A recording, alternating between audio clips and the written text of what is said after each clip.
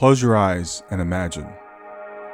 What if the things in life that cause us the greatest pain, the things that bring us grief, are challenges?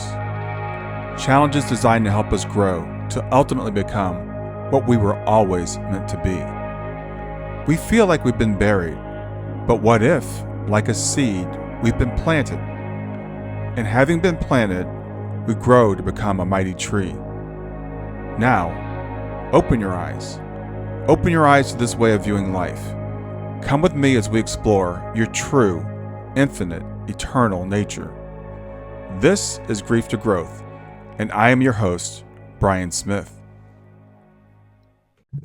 Hi there, I'm Brian Smith, and welcome to Grief to Growth. And whether you're joining us for the first time or you've been on this journey with me for a long while, I'm really glad you're here. This podcast is a space where we explore life's deepest questions. Those are things like who we are, why we're here, where do we go when this life ends, and how do we navigate the grief, the growth, and everything in between. And today I'm really excited to bring to you a conversation with someone whose work dives straight into those mysteries.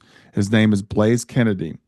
He's a spiritual teacher whose approach is rooted in connection, not just personal development, not just individual development.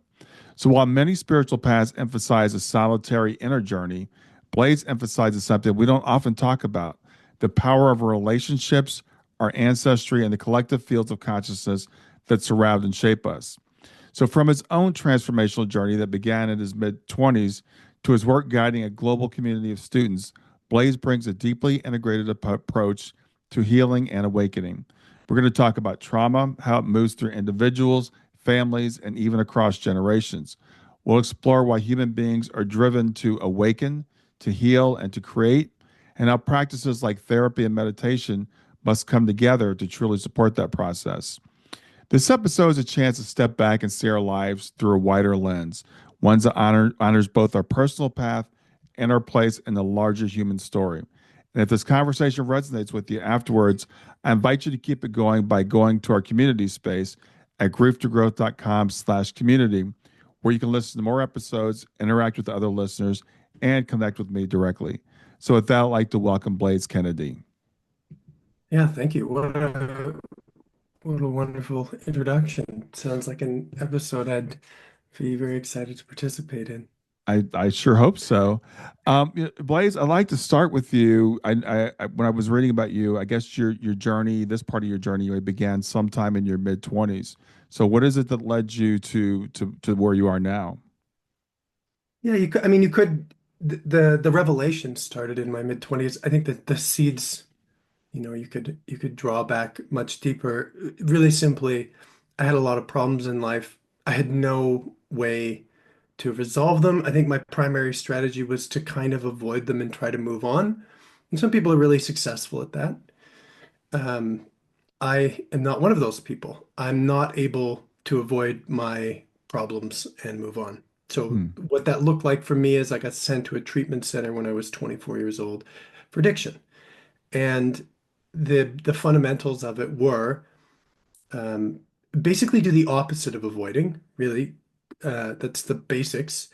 Move towards the things in life which trouble you, concern you, face Hmm. them, use connection as a way to voice and move those and to express those in a way that gives you a release and then allows your horizon to change. And so when I was 24, the reason I would say that my journey started then, other than the fact that I went to treatment, was because it was the first time I could really comprehend that as a life strategy.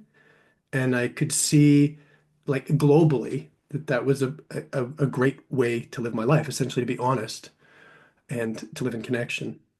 And so when I started to do that, I had all these amazing insights from, realizing I didn't know much about how I worked to realizing that I had trauma and that was the primary reason why I struggled so much, and realizing there's a way to resolve it. And even more, again, primarily, is I found all of this fascinating and interesting. I'd spent so much of my life trying to figure out what I was going to do with my life. Was I going to be an athlete? Was I going to be a musician? Was I going to be an academic? And so when I started to do this inner work, I just realized, like, oh, this is the most interesting thing to me. I have a seemingly endless amount of motivation for it. I have a latent skill set that I've never used. Hmm. And yeah, for all of these reasons, like for the reasons that it worked, that it was interesting, that it gave me direction, I was off to the races. That was what 15 15 years ago. Hmm.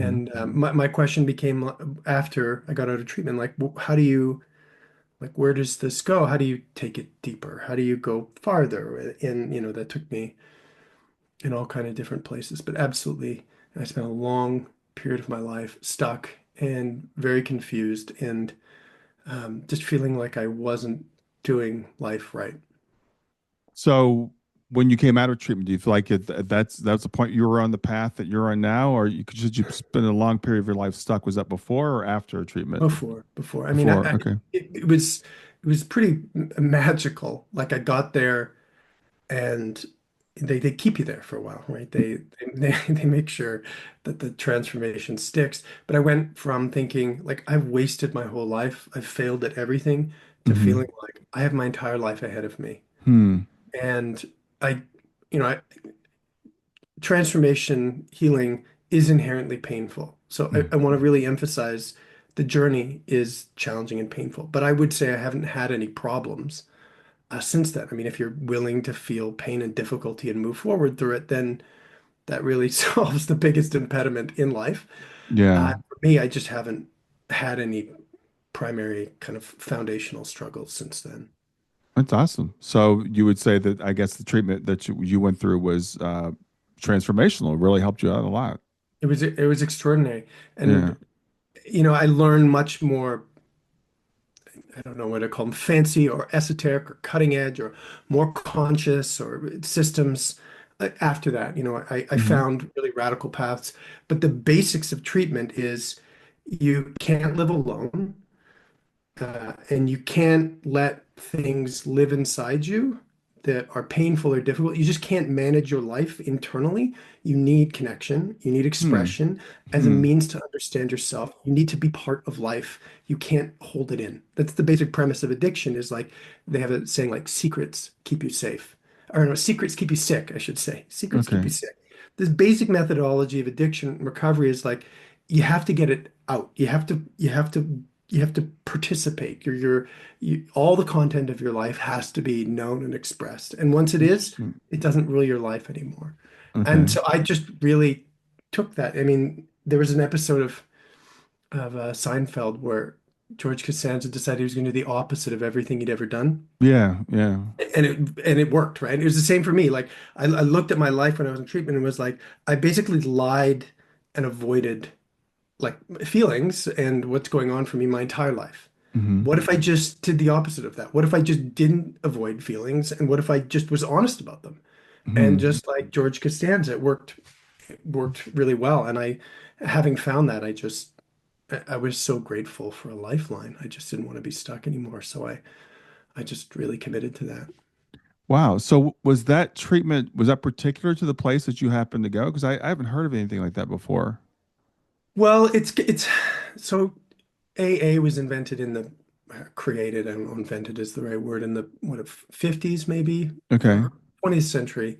And at the time, the word trauma didn't even really exist. So it took from this kind of framework that was Christian, I guess you could call it like confessional in nature, and they have Hmm. steps. And so all of that is built into the 12 steps and the traditional AA path. But treatment centers kind of borrow from AA and have progressive therapeutic modalities, Hmm. and they can be a little bit more kind of cutting edge. So it was a blend of both. Okay. Yeah, it's a blend of both.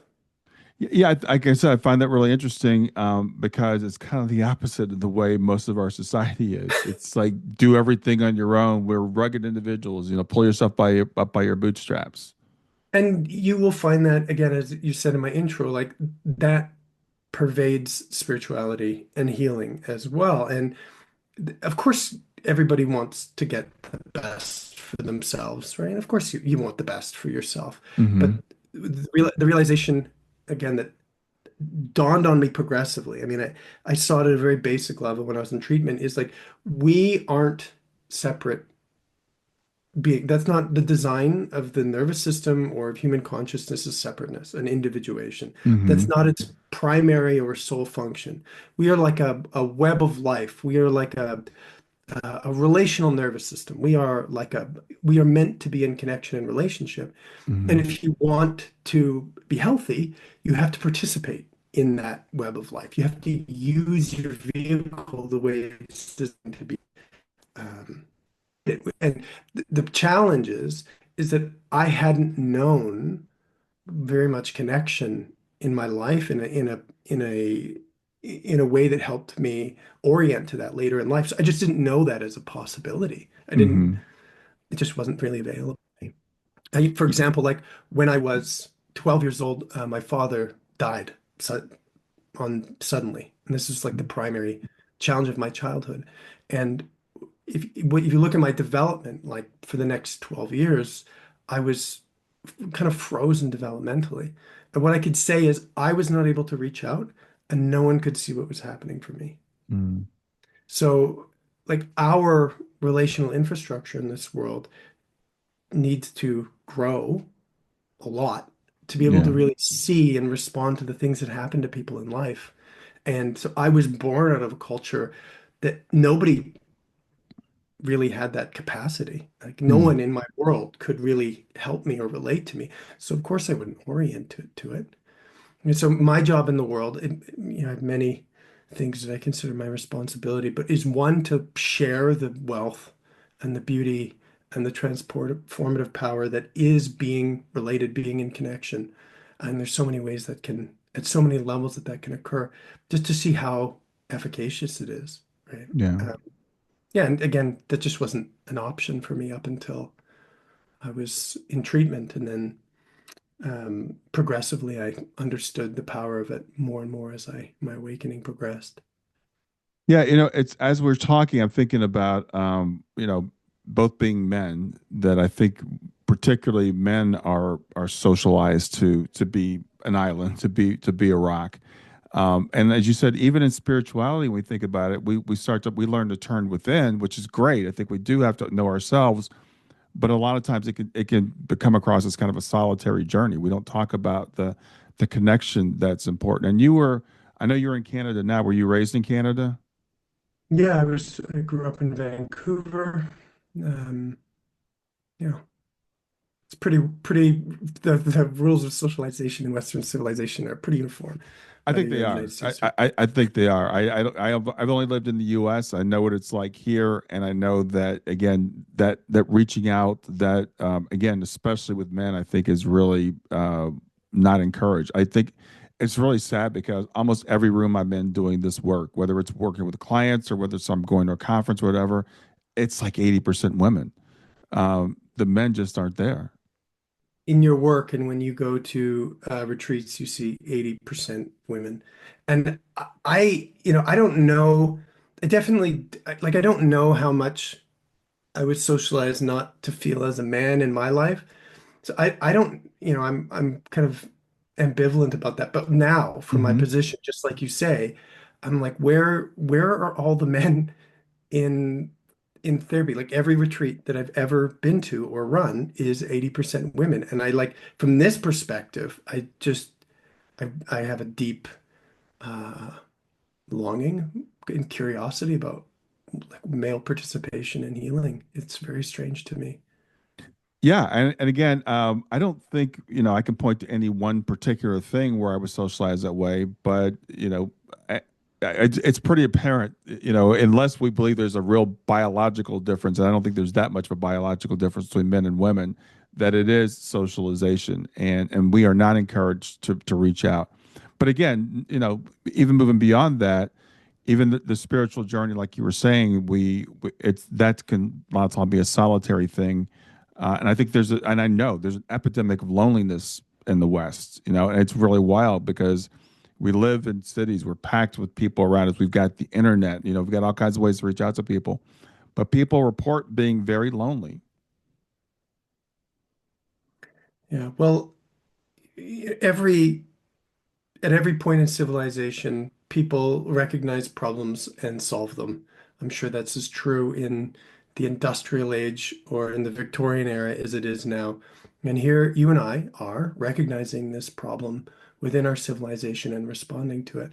And like when I look back in time, you know, 2 generations ago, even 1 generation ago, I see radical differences in what was available to people. Hmm. So, like today, the amount of connection that is available, the amount of healing that is possible is radically different from what it was in my father's life or in his father's life. And so, as much as we, recognize the challenge, and I also recognize that the solution is becoming increasingly available. And I think just as you name, like there is a real pressure. Like people feel, I don't know that people are lonelier than they ever have been. I would suggest that they probably just feel it more than their predecessors. I mean, we have issues with mental health, and in the younger generations, you have issues with anxiety. And if you go to major cities, you see the issues with addiction. Like, are we getting sicker as a society? I mean, it's manifesting itself. But I would suggest those problems have already always existed. And somehow our Hmm. ancestors had a way of holding that challenge and functioning on top of it.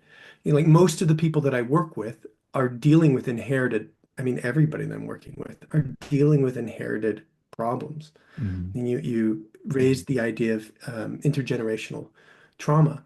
Like the challenges that if you look at the challenges that you have, whether it's in your relationship or in your attitudes towards yourself, and you look at the people who've come before you, or if you feel the people that you've come before you can realize you're basically working on problems that our ancestors haven't gotten to yet. And so Hmm. I see them manifesting increasingly. It's getting harder and harder for people to have a good life without doing the work. That's how I would diagnose it.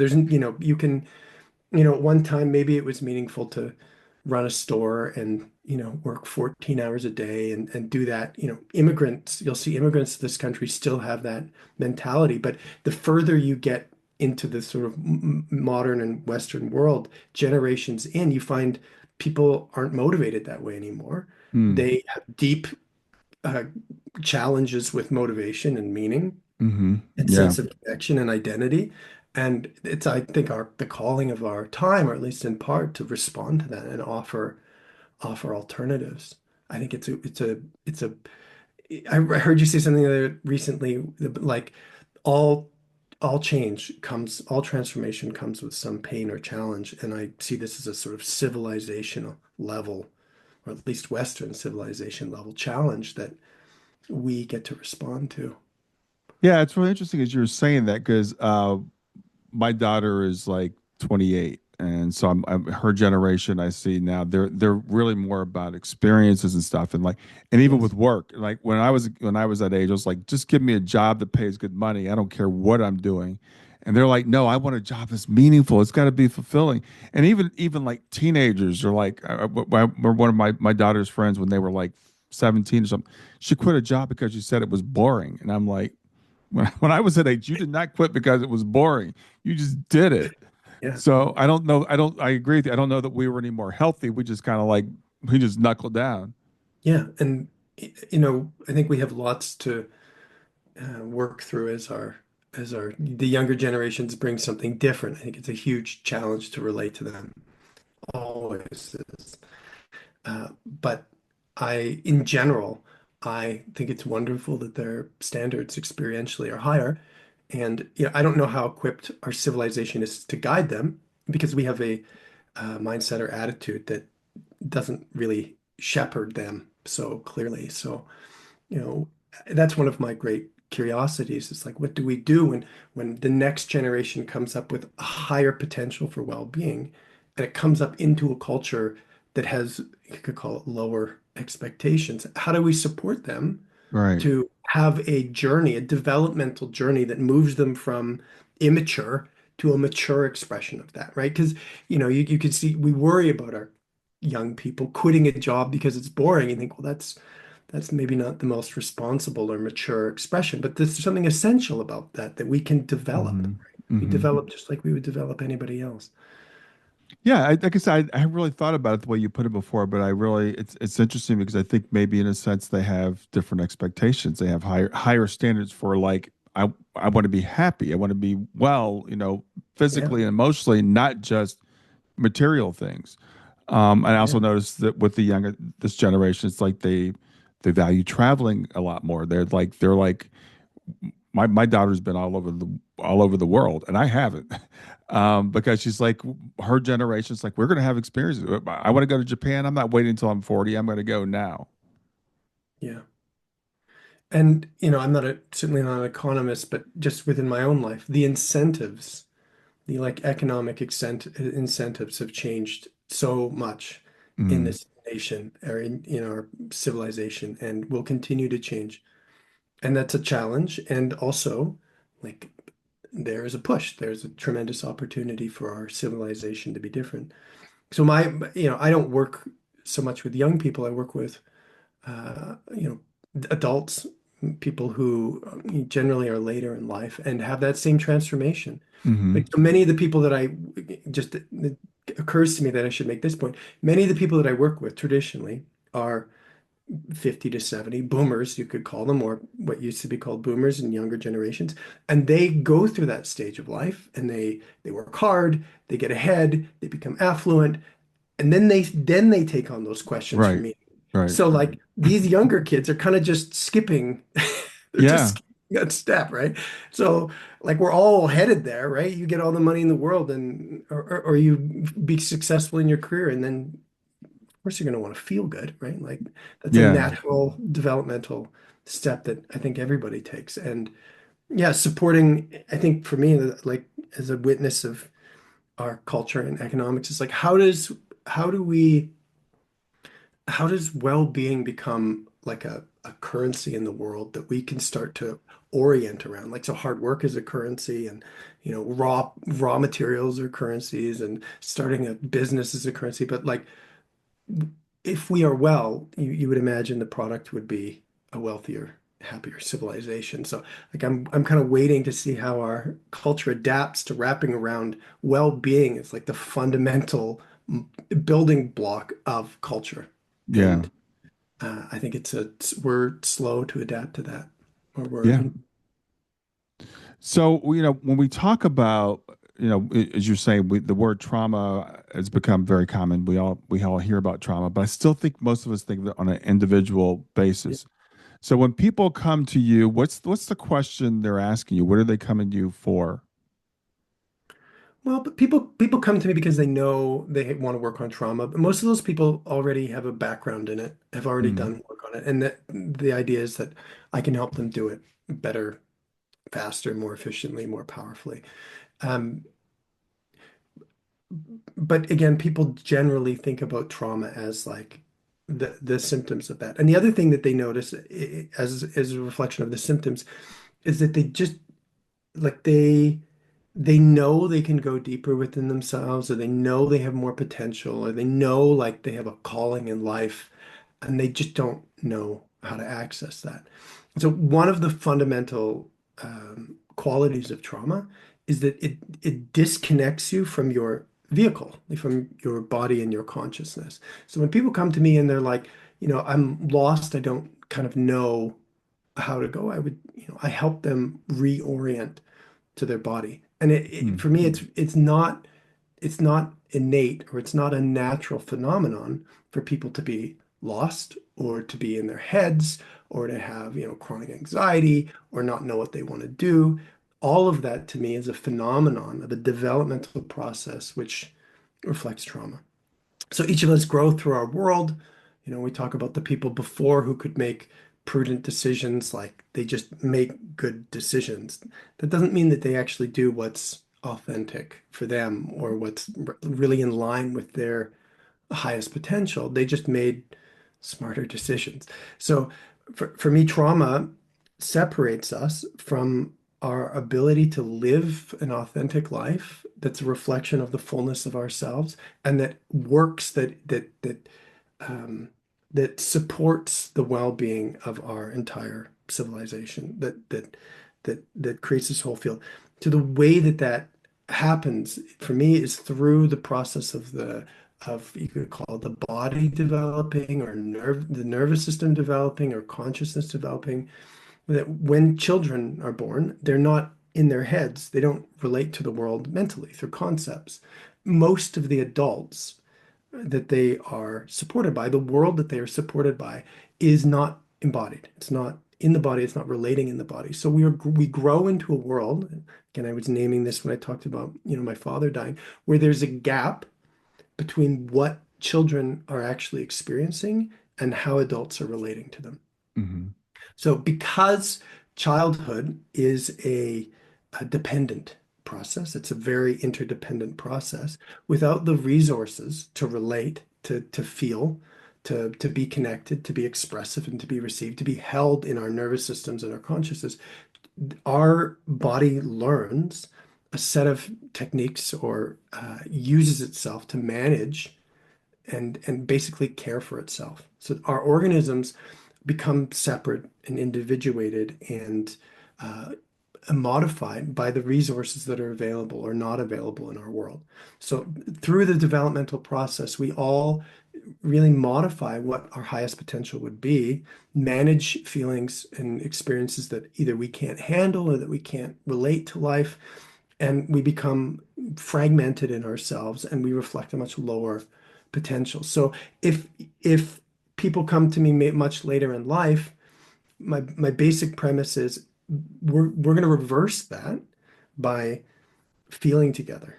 That's really the basic premise. We're just going to feel together. And people say, well, what are we going to feel? And I would say, well, we're not going to direct it mentally. What we're going to do is we're going to reestablish the the natural operating system of our body and consciousness. Our body and consciousness really functions beautifully. It's a wonderful, intelligent system.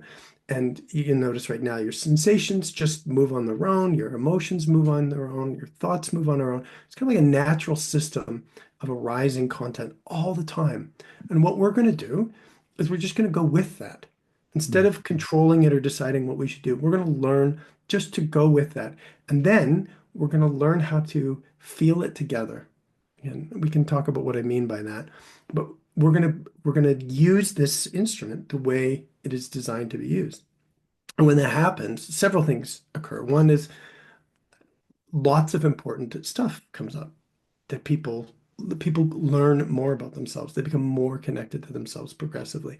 But secondly, when you turn on this sort of native or natural capacity that our consciousness has, it starts to point to what we want and where we should go and how we should function and what we need to do. So people learn their way, not by learning a system or hearing what I have to say about what we should do or what you should do, but by engaging with their body and their consciousness. And that's where their way comes from. That's where their path comes from. So when I went to school, like no one ever said to me, like, let's find out what's authentic for you. Like that just wasn't even a consideration in the educational process. It was all about learning how to do things that kind of come from the outside. So my basic model is like you want your intelligence to come, definitely respond to life, but come from the inside of you. And that can be supported just by feeling it, sharing it, being with it. And again, as I will speak about, I'm sure, many different ways, when you are with someone, when you are with someone who is with you, like when you can feel that as I feel my sadness or I feel my joy or I feel my anger, or whatever it is, there's actually someone here with me. It radically changes how our body processes and moves energy. Mm. Because, in my view, our feelings are not designed just for us to have feelings. They are like communication information. They're designed to be expressed. So, for example, if I'm a child and I feel sad, that's not just for me to be with, that's for my family to be with. That's for everyone to feel me and know where I'm at. It's the Mm. design is to connect us. Our emotional world, our inner world is designed to create connection with us.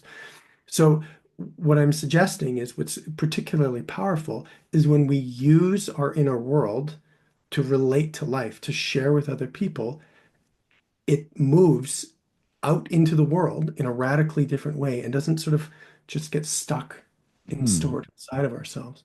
Yeah, Yeah. I'll pause there. That's like my approach to trauma. And if you were to ask me like what is trauma, I would say trauma is the inverse of that. It's content that either I can't handle or that I can't express and can't be a part of life. So I store experiences, I hold on unprocessed experiences that are waiting to move and be Hmm. completed. Hmm. Now you use the term feel together. So explain what that means. Yeah. So, like, I'll start off with what I do generally with people Hmm. is when I sit, like if we were sitting together or somebody who's listening, I listen to you, not just with my ears, but with my whole body. Because what I know is that my body is actually designed to receive your experience. That's its design. And I've Hmm. trained it or developed it to that way. So what happens is, again, this is my profession. When I sit with people, their bodies can feel that I'm here, that I'm available. I am a receptor site. My whole nervous system is a receptor site to their life, to their inner world. And so when they feel in a very open way, or they learn to feel, they have the opportunity to feel in a very open way where what they hold inside actually moves out of their nervous system and expresses itself and shows itself to me. And this is a capacity that I have developed because I saw that it was possible and it fascinated me.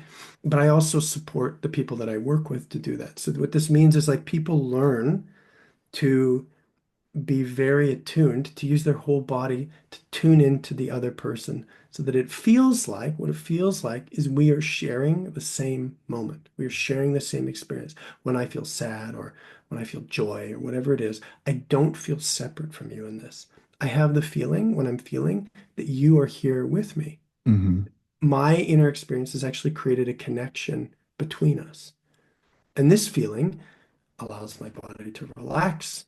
It's the sort of optimal state of health for human beings is to be safe and to be seen. Hmm. So this is the sort of goal is just to process our life experiences in this environment where there is relationship.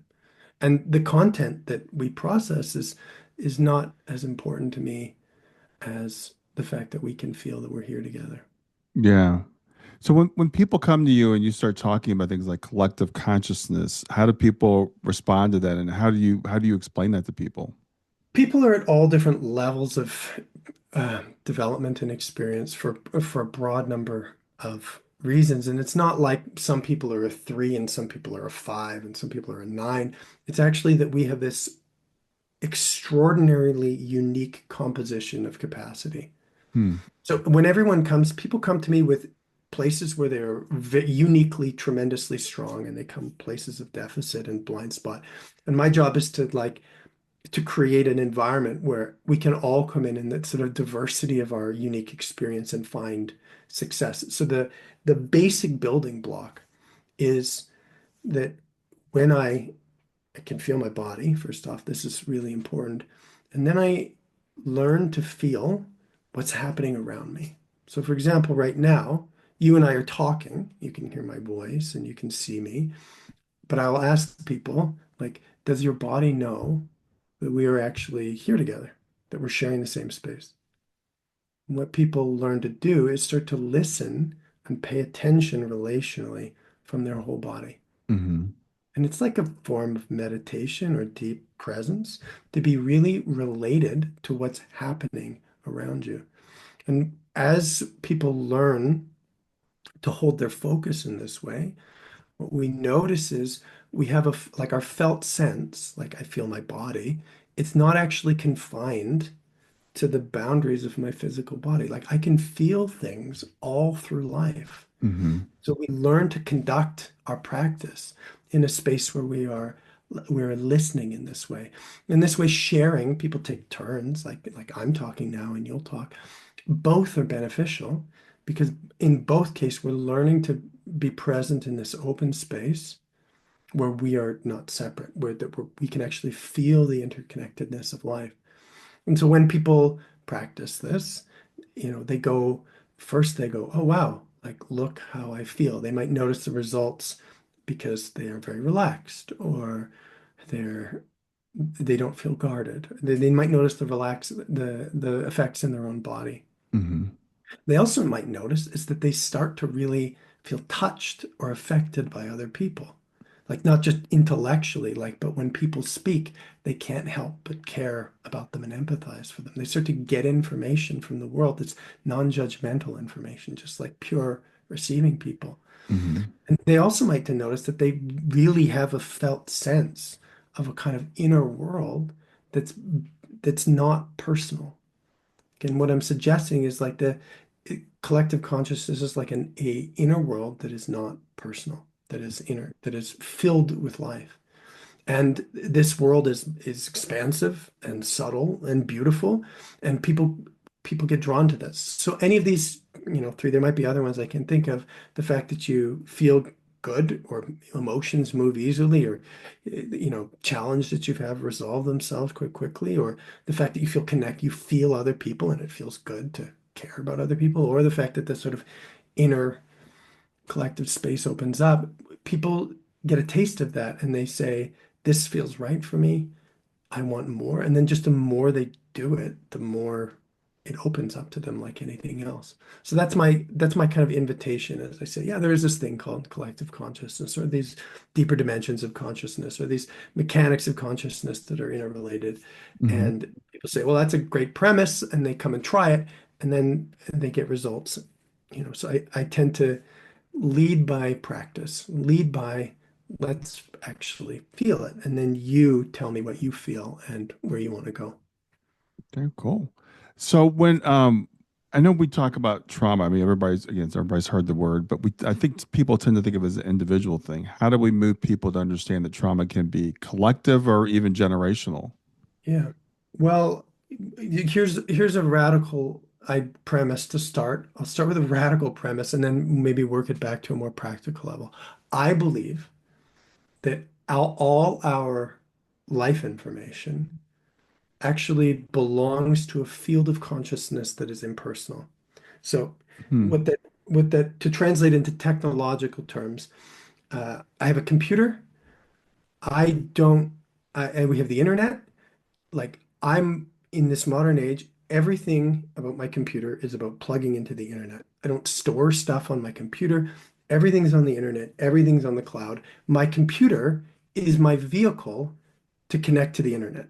That's our Hmm. modern technological world. In the same way, my body, my consciousness, my pain, my trauma, my feelings, they are designed to be part of the internet. And so currently, our model of our emotional world and our sort of spiritual life is like a computer that doesn't know about the internet. Hmm. And over time, what you realize is this impersonal, expanded, subtle field can hold all of life and unify it. So in our world, we've had all these ways to be similar. Religions and cultures all over the world have had rules that kind of keep us together.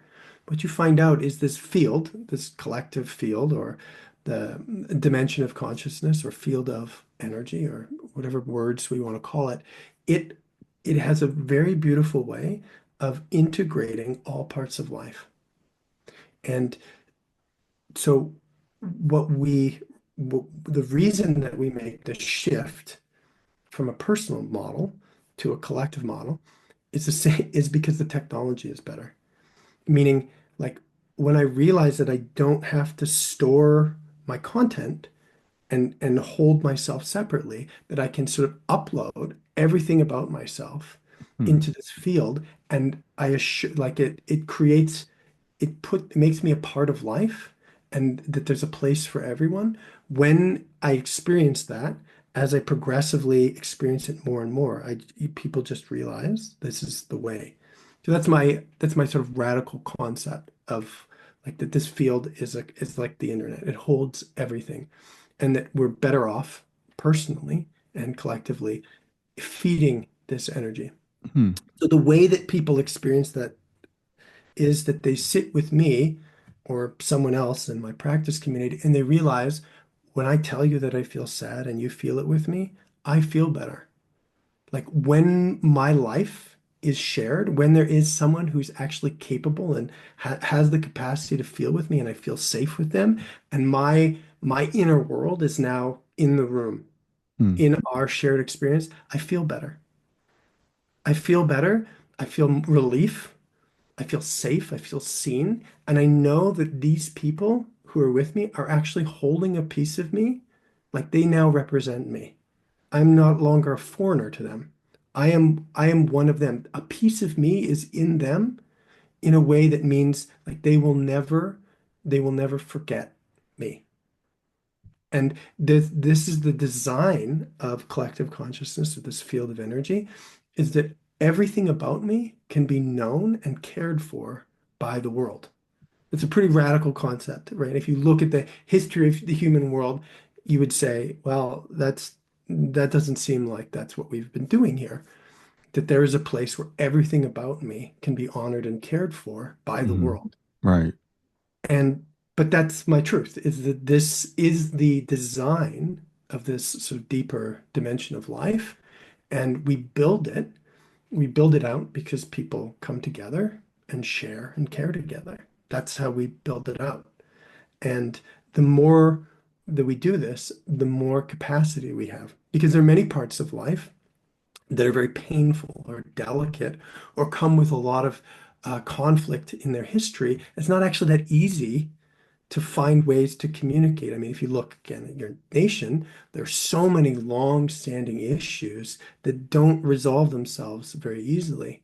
So what we're inviting is like that over time, collectively, we develop the skill to feel together and to integrate all human content. Now, to do that, it's a tremendously laborious process. Like it takes a lot of time and energy. But where we start by wanting this for ourselves. We start by saying, oh, when there's this person in my life who gets me, I feel safe, I feel connected, I feel well. And the Hmm. more that we do that, the more we think, wow, what if everybody had this? What if this thing that's changing my life? What if everybody needs that? What if the problems that we experience in the world are really a function of the fact that people don't have that? What if violence and conflict are really fundamentally about people not feeling connected and safe and the content that they experience not really being honored in life? Yeah. So I know you talk about different ways that humans or different motivations that humans have to awaken, to Yeah. heal, and to manifest. So Yeah. describe what those are and how do we support people through that? Yeah. So what we're really focused on so far, I would call healing. Hmm. Uh, Really simple thing is like you, your relationship with a parent, for example. Like it doesn't feel good to be angry at your parent and not seen by them, and whatever the challenge is, or your spouse or your partner. It doesn't feel good to have pain between yourself and the people in the world. And so one of the motivations is to resolve that pain. And we can think about it in terms of like, I'm in pain. I don't want to be in pain. Hmm. But I would say there's a deeper motivation, which is that we want love and connection. I think all people fundamentally, whether they're actively seeking it or not, love and connection and like this kind of participation where everyone is included and seen is inherently that is health, and our consciousness is going to look for that in whatever way it can. Sometimes Yeah. that means actually my relationship's so painful that I avoid it, but that's still a strategy in this sort of level of life where love and connection are essential.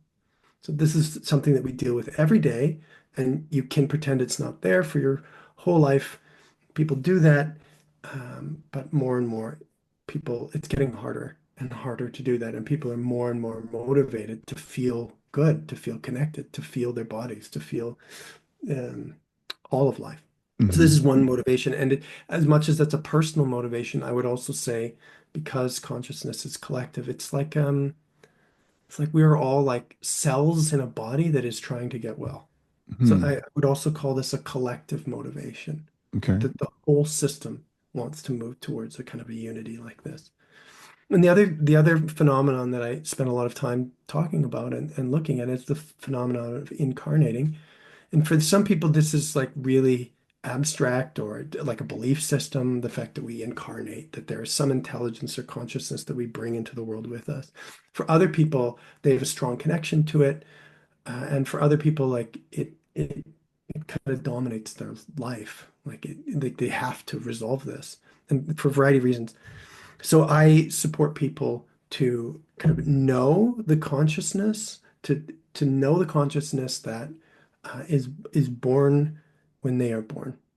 Hmm. So a really good model of this, a simple way to think about this is in Tibet, in Tibetan Buddhism, their system is a incarnational legacy system. If you think about what they are doing with the lamas specifically, is that they are, when people die and they reborn, they are weaving the intelligence and the spiritual development back into their society. So Hmm. when a lama dies, they track the consciousness that has left the body, and then they go find it, and then they bring it back into their civilization. Because what they are trying to do is to kind of have like a continuous development that that their religion or their society is constantly bringing back in the light of those who were previously here. So they spend a great amount of time saying, helping connect people to their soul and helping to continue the process of development. That's the basis of their spiritual technology. Hmm. And in the West, we don't have a strong belief system around reincarnation. That's not the foundation of our society. But broadly speaking, everyone is born with a quality of consciousness that I would call light.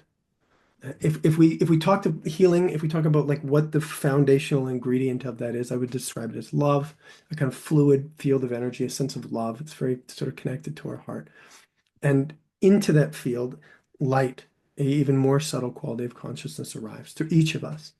And one, and this light is kind of bidirectional, meaning it comes into the world and moves towards the future. So when we work at this level, when we work with people, I think there's two things that people are looking for, is to remember or to be reconnected to the stream of light that they come with. And that may include to be connected to where they come from, to where this part of their consciousness, where you could call it their soul or their light comes from, to regain that. But more importantly for me, is that is that motivation to live.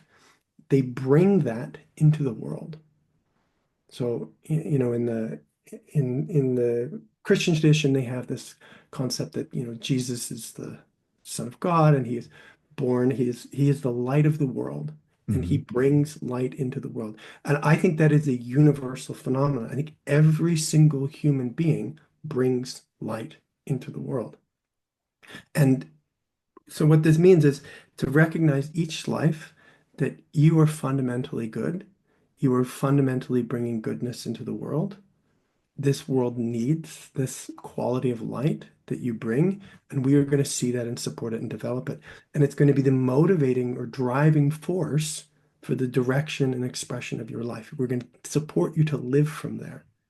So why people would want to do that, I think it's because it's a fundamental part of themselves, but Hmm. also, again, because it connects them to the beauty and the richness of the subtlety of consciousness, and it gives them a direction and purpose forward into life. And in some ways, it also helps people navigate the challenges that come with living and dying. That's a great explanation. So when people are, as we're having this conversation, I'm thinking of people going, I think we're introducing some concepts to people maybe they don't really even understand, like collective Yeah. consciousness and Yeah. and generational trauma and stuff like that.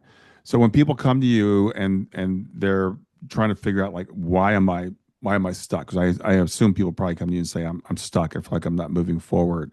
Right. What's the most difficult concept for them to get when you're trying to explain this to them? I don't try and explain it to them all at once. We have a Mm, unique experience here on this podcast where I'm just telling you a whole bunch of things. yeah. Listeners, a whole bunch of stuff that took me a long time to be able to feel or make sense of. Like my ability to talk about this is a product of really intense transformational process. So if you don't get it, you and I would be in this good company when I got started on this journey. And Yeah. when I didn't get it like all at once, I didn't go, oh, all this stuff makes sense to me. You get it progressively. So when people come to me, it's not important that they understand any of these things or believe them to be true. It doesn't Hmm. matter. What matters is that we can find where you are, what your challenge or drive is, and we can support that. Yeah. And that will grow. So, so far I've talked to two of the three. I just want to bookmark that. Two of the three sort of callings I describe awakening as a third thing. Hmm. But people come to me, they don't need to care about light or their process of incarnating. It's not a prerequisite. They care because they have some pain in their life, or they don't like their Right. job, or they have challenges in their family. It doesn't matter. If you start doing work, this whole map will bleed and unfold into itself, and you will see more and more how all these interconnected parts of life really serve your development. But that's not where people start. They don't start by knowing the map. They don't see the territory. Right. What they see is what's right in front of them. Of Right. course. My job is to say, you're not supposed to be seeing something different. You're supposed to be seeing what you're seeing right now. And if we work with it in this very open way, just by being with it and relating to it, your ability to see yourself and life and the map of consciousness will expand. And then your values will change. You'll make different choices. You will be more informed about what is possible. But that is not something that people need to arrive with. If they arrived with it, they wouldn't they wouldn't need me. If Yeah. they already knew about all these things, I wouldn't be much. Yeah, and that is a really, really good point. I was just talking with someone earlier. We were talking about the way that we develop over time, and she was talking about like where I am on my journey now. And I was like, well, my daughter passed away 10 years ago. So when I'm talking to people and they say, I'm like, it took me 10 years to get here, and it took me like 5 years to even really get started on this path. So it's not like this thing happens to you and then suddenly you wake up and you're here, and who knows where I'll be in the future. So I think you made a really good point. It can be, we're talking about a lot of kind of esoteric kind of things that people might be saying, I don't really understand that. But what you do understand is that you've got some trauma, you've got some blockage, and this thing right here in front of you, and you want to feel better. And it's a kind of like heroic journey. Like every movie that you like starts out the character being like, I don't know if I can do it. And then they go through all these trials and tribulations, and then there's some sort of beautiful resolution. And our lives aren't that simple, but whatever it is that drives you to listen to this podcast or be curious about any of these things, I'd consider it the beginning of a wonderful journey that Yeah. unfolds. Yeah. And the challenges that if you don't know where it's going or how to progress down the path, it may be hard to get started or feel like you're making progress. So my job is to say, like, to help people exactly where they are be successful in their next steps. And I promise you, if you take all the people I know and work with, none of them have the same next step. None of them Yeah. have the exact same next thing. Yeah. So it's really about figuring out what's trying to happen through you and going with it, kind of moving blindly into this unknown future and having people around you that say, what you're doing is inspiring or powerful. I see you. I want to support you. And that kind of shared experience for me really gets us through a lot of the unknown of it, right? Yeah. So we have a support community. Again, that's what I focus on a lot. Yeah, I think it's another excellent point. It's the path is different for everybody. I work with people that are going through the grief journey, and one person's next step is going to be very different from another person's next step. And there is no, we can understand that the path is kind of onward and upward. I think we're always moving toward that, but it's not a straight line, and there's no time limit on it. Everybody progresses at a different time frame, and it's just taking that next step with faith that you're heading the right direction, whatever that direction is for you.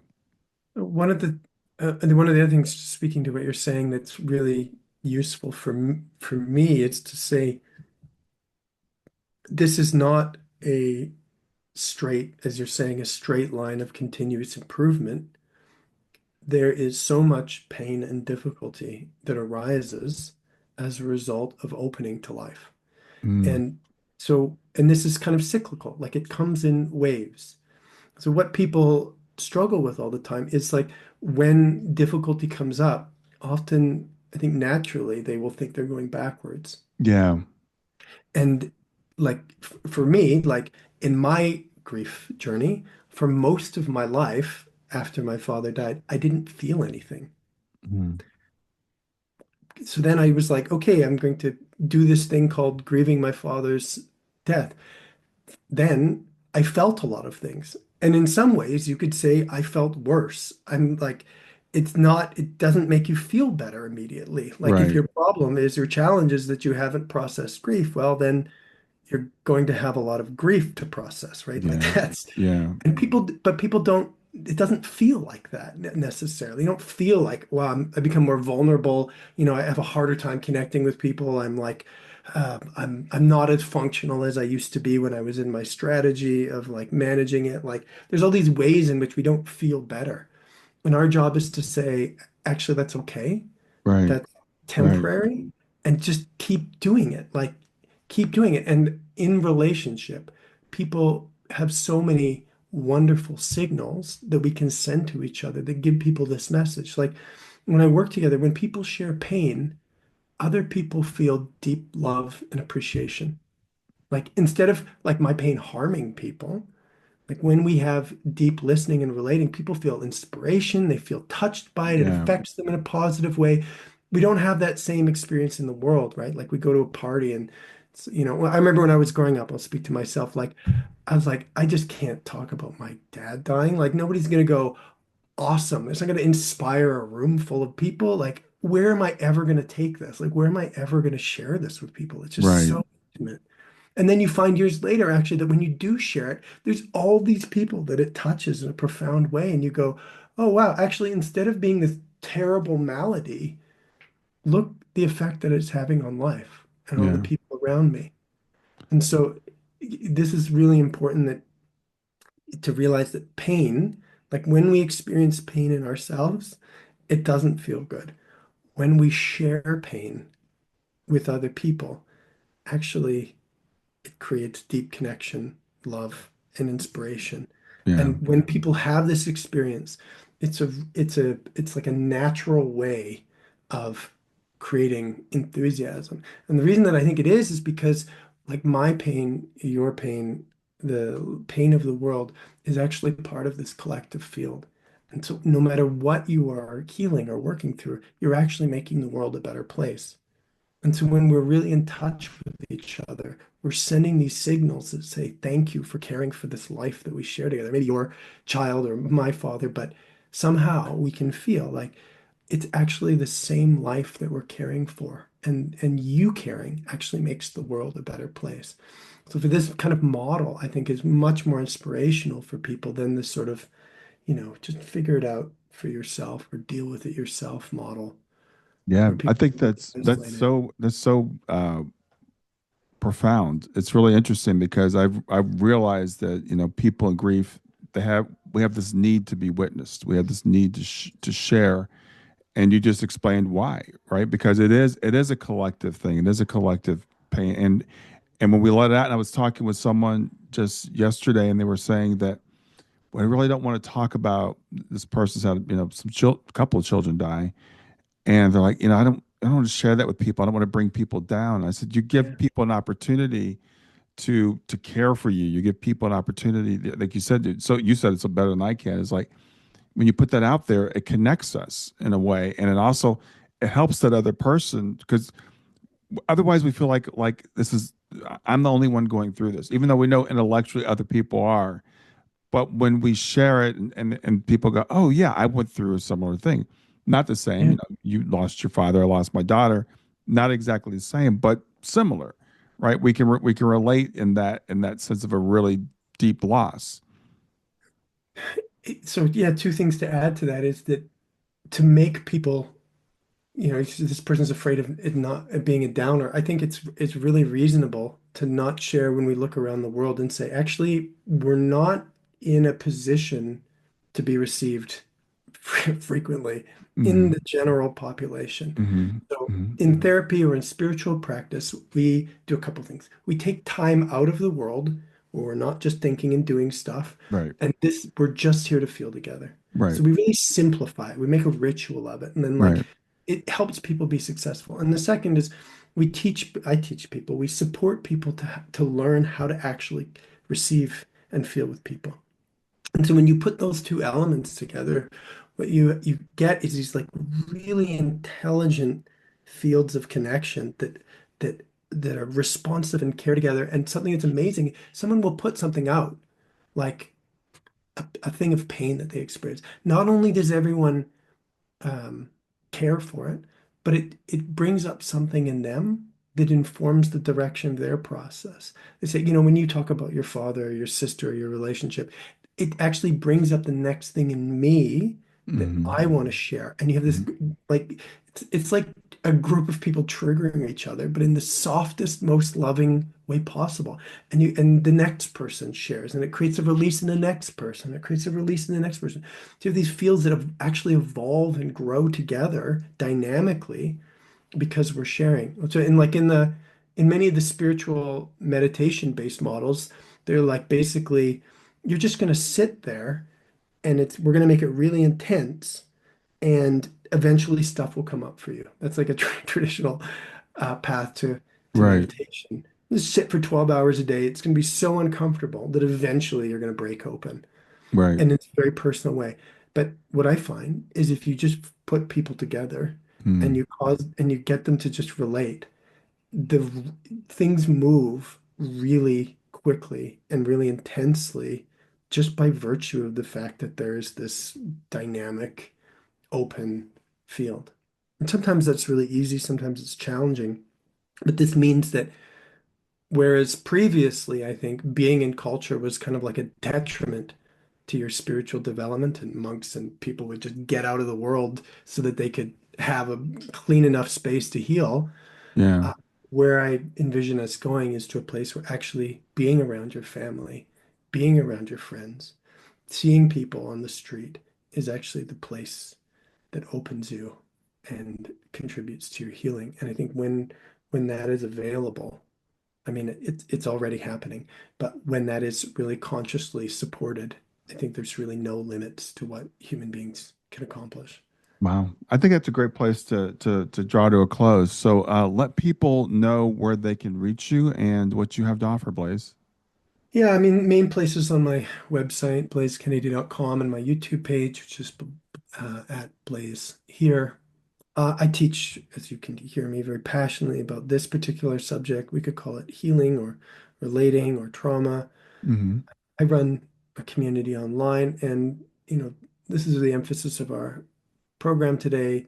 If it's interesting to you, yeah, just check out some of the content I've made, or come to some of the events that I do, or yeah, just book a call to talk with me about it. Um, and yeah, these other two facets of awakening, whether we call it the search for God or the truth that we didn't speak so much about, which I also support, and we're talking about light and incarnation. So yeah, I try to teach as many of these things as I can and interconnect them. Um, so yeah, that's it. Anybody who resonates with them, I'd be really happy to meet and talk to. So my website, my YouTube Sounds channel. great. Sounds great. It's been great talking to you. Thanks for doing this today. Yeah, thank you very much. All right. Have a good rest of your morning. Yeah, thank you.